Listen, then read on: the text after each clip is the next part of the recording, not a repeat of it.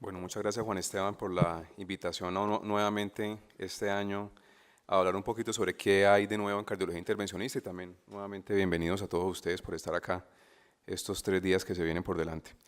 Entonces, estos próximos 20 minutos vamos a hablar de pronto muy rápido de algunas cositas nuevas que han ocurrido en el último año en cardiología intervencionista.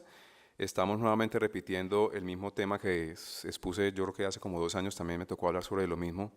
Pero esto es una ciencia y un área de cardiología, específicamente la cardiología invasiva, la cardiología intervencionista, que muy vertiginosamente ha cambiado en estos 2 últimos años.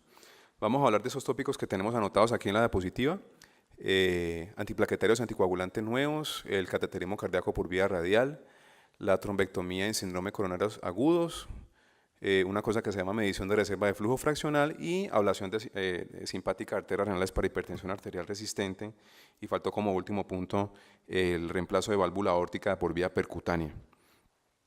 Entonces, básicamente ha surgido el advenimiento de nuevas drogas antiagregantes y anticoagulantes debido a la resistencia que se conoce de las drogas que hasta antes se tenían hasta por ahí unos 5 o 6 años, que era la aspirina y el clopidogrel, y los anticoagulantes tradicionales como la heparina no fraccionada, heparina de bajo peso molecular y vivalirudina. Existe también todavía el problema de la adherencia a estos medicamentos. La pregunta está en el tapete todavía sobre si se debe hacer sistemáticamente monitoría de la reactividad plaquetaria y la búsqueda de nuevos medicamentos para lograr una mayor eficacia con una reducción total de sangrados. Entonces conocemos desde el año 2007 la molécula Prasugrel, que fue lanzada con este estudio que es el Triton TIMI 38, que ya les he mostrado, donde se comparó su eficacia clínica y de seguridad junto al clopidogrel, donde se alcanzó una superioridad clínica comparativamente con el clopidogrel a expensas de un poquito más de sangrados en ciertos grupos de pacientes. Hace 2 meses en el Congreso Europeo de Cardiología se lanzó este estudio que se llama la COAST, en el cual se intentaba evaluar el papel del prasugrel como una droga de pretratamiento en pacientes que iban a ser llevados a cateterismo con un infarto no ST. Este estudio fue detenido prematuramente por los estudios que el resultado que les voy a mostrar, y más o menos entre 4.033 pacientes de 4.100 pacientes fueron los que finalmente se enrolaron y los que se pretendían enrolar. Entonces, el estudio básicamente lo que hacía era que cargaba o precargaba a los pacientes antes de un cateterismo con 30 miligramos de prasugrel, se les hacía el cateterismo diagnóstico y se completaba la dosis con otros 30 miligramos comparativamente con el placebo. Entonces a los pacientes se les manejaba con la forma de antiagregación usual. Entonces fíjense acá en la parte de arriba el resultado del MACE, que era infarto, muerte cardiovascular y ACV, no alcanzó una significancia estadística, y por el contrario la presencia de sangrados, que es el desenlace de seguridad, fue superior el porcentaje de sangrados con el uso del prasugrel comparativamente con el placebo, alcanzando en ambas tanto el sangrado a 7 días como sangrado a 30 días, la significancia estadística.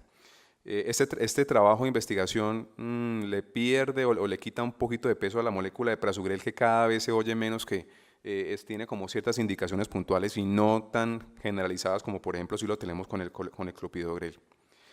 Para el año 2009 conocimos el ticagrelor, que es la otra molécula que junto a la aspirina hace el papel de la terapia antiplaquetaria dual en pacientes con síndromes coronarios agudos.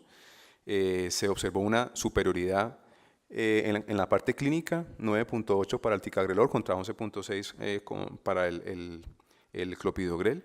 Y en todos los desenlaces compuestos, en el MACE, en infarto, en muerte cardiovascular y el otro compuesto, fue superior el uso del ticagrelor comparativamente con el clopidogrel. Un aspecto positivo de esta molécula es la parte de seguridad, o sea, qué tantos sangrados vamos a tener al ser una molécula más potente que el clopidogrel, más eficaz. Lo que se encontró es que la tasa o el porcentaje de sangrados no alcanzó la significancia estadística y es casi lo mismo que uno observa con el clopidogrel. Por eso se dice que es una molécula muy eficaz con un porcentaje de sangrados muy comparable a lo que se observa con el clopidogrel. Es por este estudio de investigación y otros subanálisis de este estudio que la molécula ticagrelor tiene un papel preponderante en el manejo de los síndromes coronarios agudos, y la ponen incluso en algunas guías a nivel mundial por encima del clopidogrel para manejo de pacientes con síndrome coronario agudo, y muy frecuentemente van a empezar ustedes a ver en sus consultas o a ver pacientes que están utilizando esta molécula, el ticagrelor. Pasamos ahora a mirar un poquito los anticoagulantes nuevos. Todavía hay como un espacio en el cual no hay como una definición sobre cuál es el anticoagulante ideal para manejar los pacientes, sobre todo con infarto sin elevación del ST.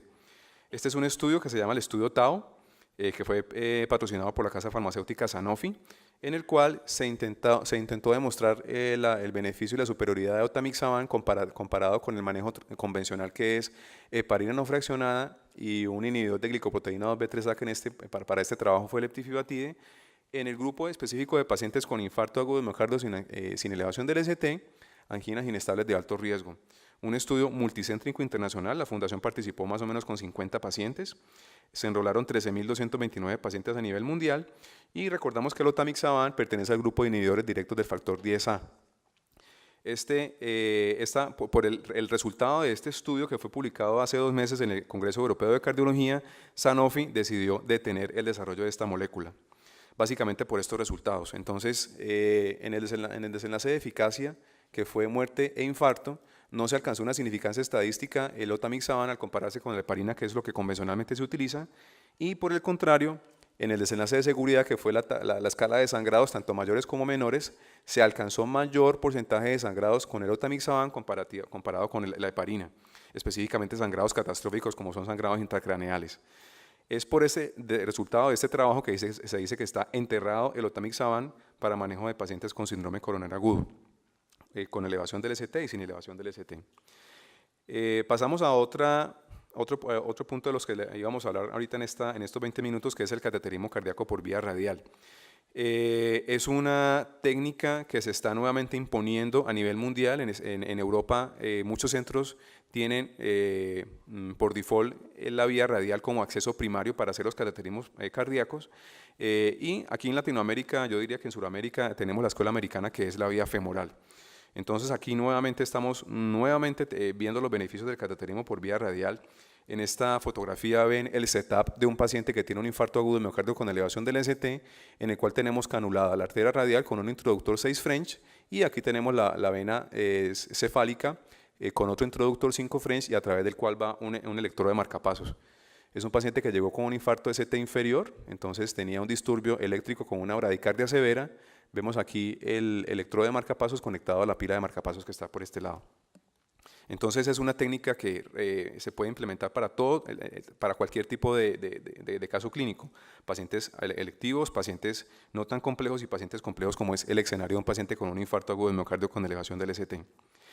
Este estudio me pareció muy importante, que es un estudio en el cual todos los laboratorios de cateterismo de Estados Unidos tienen la obligación de alimentar un registro nacional, y de ese registro diferentes médicos pueden utilizar esos datos para hacer estudios de investigación a nivel observacional. Y entonces lo que se ha visto es que más o menos a mediados de este año ha crecido de una forma exponencial la frecuencia de cateterismos cardíacos a nivel en Estados Unidos, pasando de 1.2% hasta el 16%, y la tendencia es que va en aumento. Se dice que más o menos el 6.3% de todas las intervenciones coronarias se hacen por vía radial, pero este número también va en aumento, y se prefieren más que todos los pacientes jóvenes, pacientes hombres y pacientes obesos. A medida que hay más comorbilidades, el médico intervencionista como que le da más miedo intervenir los pacientes por vía radial, que de pronto pueden ser susceptibles de que ese paciente se descompense durante un cateterismo diagnóstico, y por eso se prefiere como con más comodidad y seguridad la vía femoral. Pacientes con falla renal crónica, pacientes con EPOC, pacientes con cirugía cardiovascular con puentes aortocoronarios, se prefiere utilizar la vía femoral que la vía radial en estos casos. De ese mismo trabajo de investigación que fue publicado hace 2 meses, este autor en Estados Unidos de este trabajo, que es el National Cardiovascular Data Registry, en el cual se acumuló lo observado del 2007 al 2012, hacen una comparación de lo que ha pasado o las tasas ajustadas comparando el cateterismo por vía radial, que es esta que está acá, y el cateterismo por vía femoral en gris un poquito más oscuro. Entonces, el porcentaje de éxito del procedimiento es muy similar. El porcentaje de complicación vascular es muy similar, pero la gran diferencia es la complicación de tipo de sangrado, que es de lo que se mueren los pacientes principalmente en un cateterismo, los sangrados debido al acceso vascular. Entonces, cuando hacemos el cateterismo por vía radial, es mucho menor la cantidad de sangrados comparativamente con los sangrados por vía femoral. Tenemos dos estudios, un estudio en el cual está acá, es el estudio STEMI Radial, que fue publicado también el año pasado en el Congreso TCT, en el cual hacen la comparación de qué pasa en cuanto a desenlaces clínicos de los pacientes con desenlaces a 30 días, en el cual no hay una diferencia significativa en cuanto al uso de cateterismo por vía radial con la femoral, pero el desenlace el impacto importante de hacer el cateterismo por vía radial es nuevamente el sangrado. Ellos hacen una definición de una cosa que se llama MACE, que es los eventos clínicos adversos netos, en el cual le suman el MACE, que es muerte cardiovascular, infarto y ACV, y a esto le suman el sangrado mayor. Cuando se hace la comparación del NACE, lo que se observa es que hay una reducción del 58% en el NACE a costa del sangrado. Cuando se mira solamente sangrado, se logra una reducción del 80% de frecuencia de sangrados cuando se hace cateterismo por vía radial. Entonces ellos concluyen en su trabajo que los pacientes con infarto agudo de miocardio menores de 12 horas, la aproximación radial debería ser pues como la vía en el cual, a través de la cual uno debería tratar a esos pacientes para intervención coronaria percutánea de forma primaria. El tercer punto que vamos a revisar es la trombectomía aspirativa en síndromes coronarios agudos.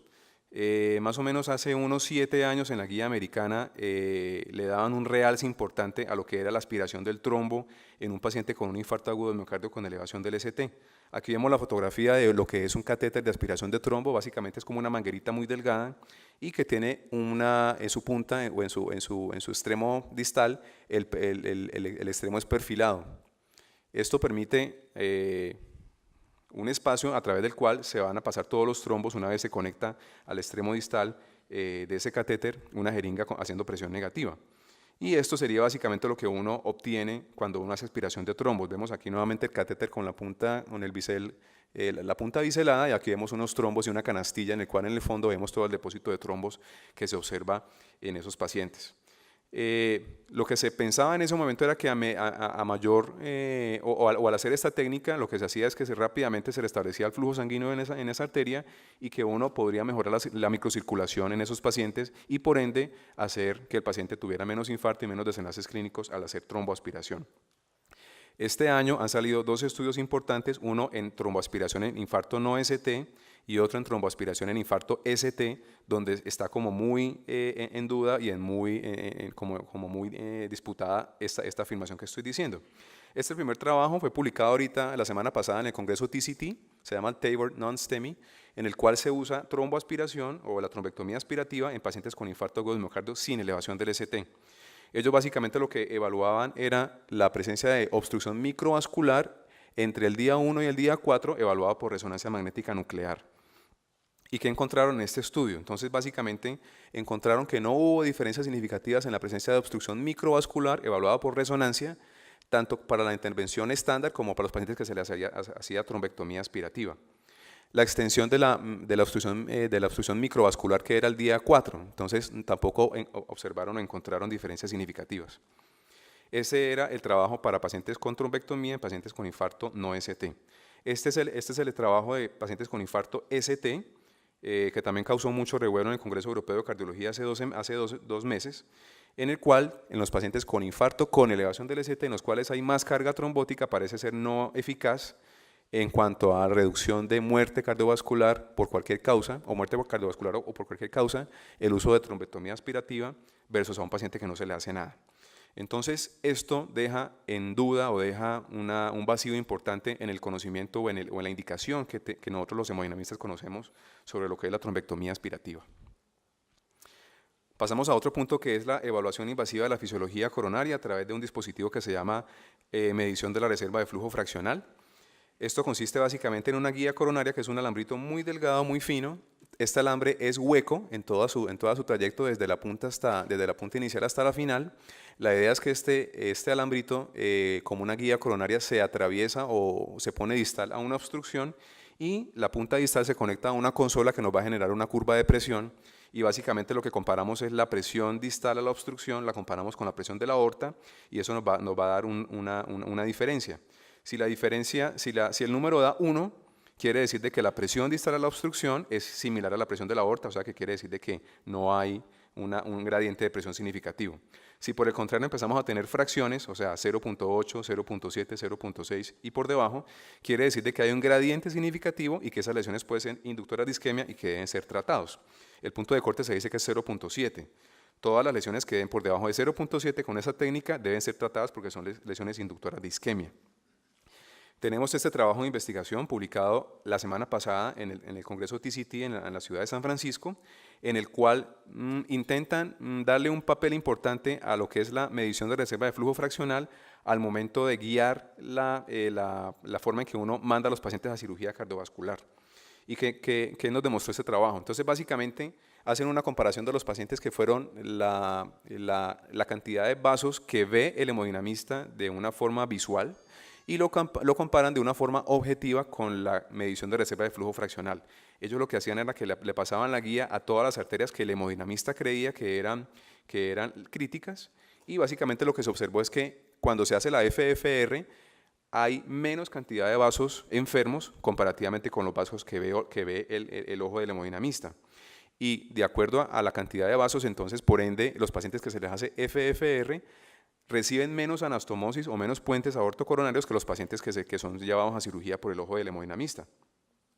En esta tabla vemos que no hay diferencias significativas en cuanto a los desenlaces clínicos, en cuanto a la cantidad de bypasses hechos por el ojo del hemodinamista o los que son guiados por la FFR con un seguimiento a 36 meses.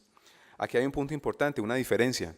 Entonces, los pacientes a los cuales se les hizo la medición de la FFR y se les dijo que habían ciertos vasos puntuales, esos pacientes al seguimiento tenían menos angina que los pacientes que eran manejados clínicamente o que eran revascularizados de acuerdo al ojo del hemodinamista. Y la otra es el porcentaje libre de oclusión de los vasos cuando se les hacía una geografía de seguimiento.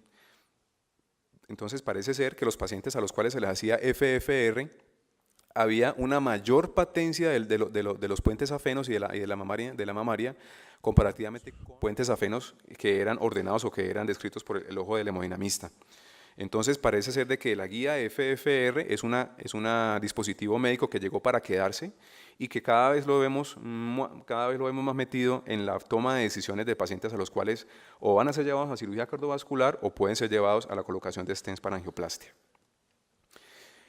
Ya para terminar, ya estamos terminando, entonces el tratamiento invasivo de la hipertensión arterial resistente al manejo. Este es un dispositivo que viene en moda, yo diría que por ahí los últimos 5 años, y es básicamente la realización de la ablación de la inervación simpática de las arterias renales mediante un catéter.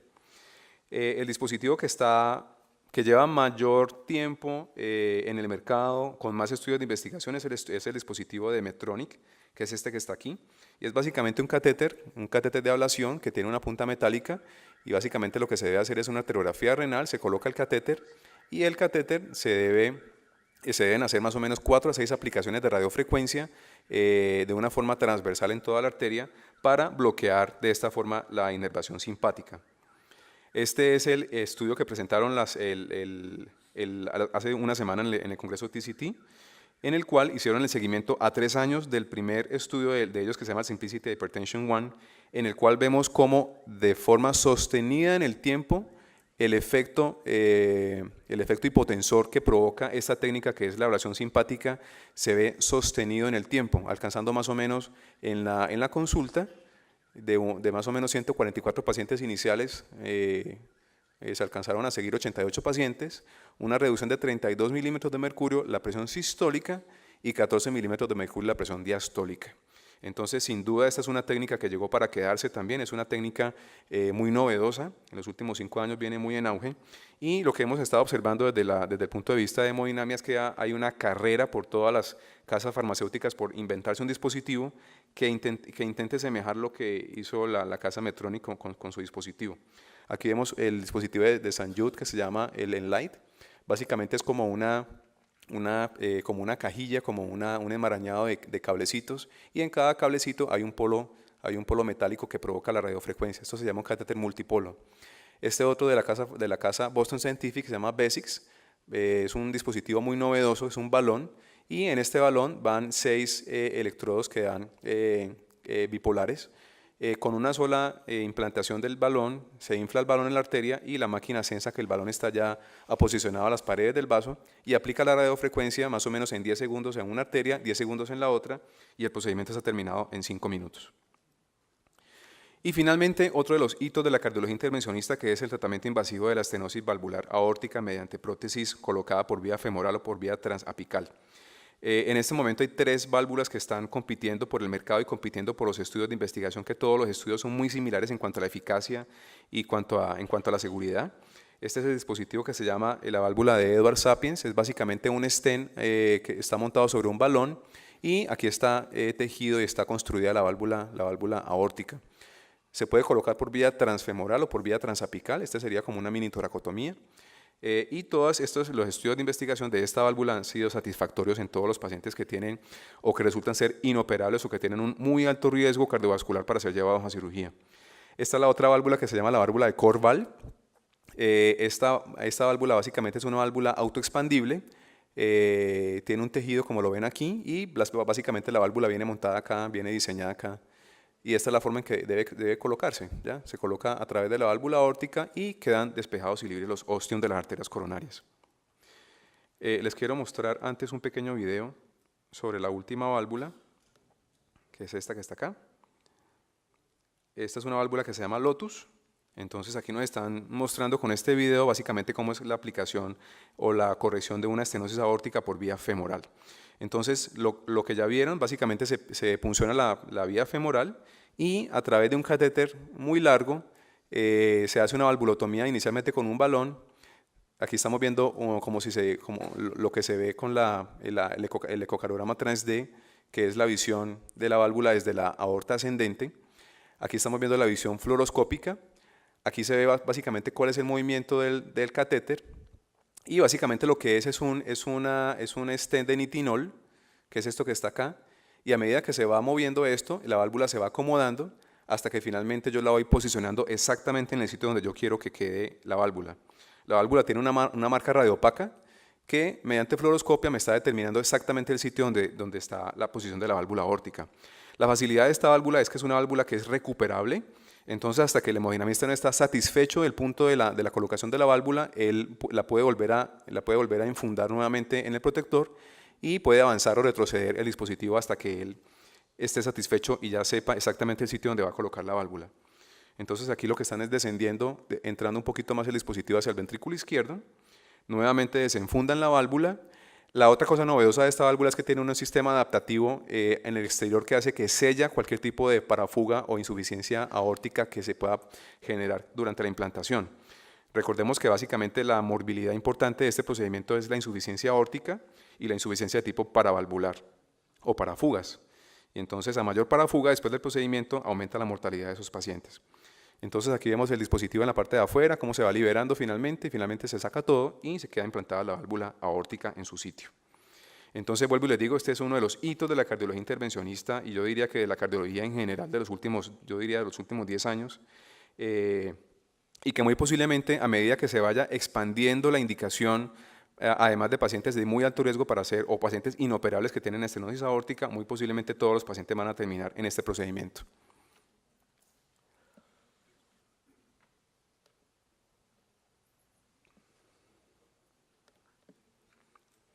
Bueno, eso era lo que tenía para contarles en esta mañana. Muchas gracias por la atención.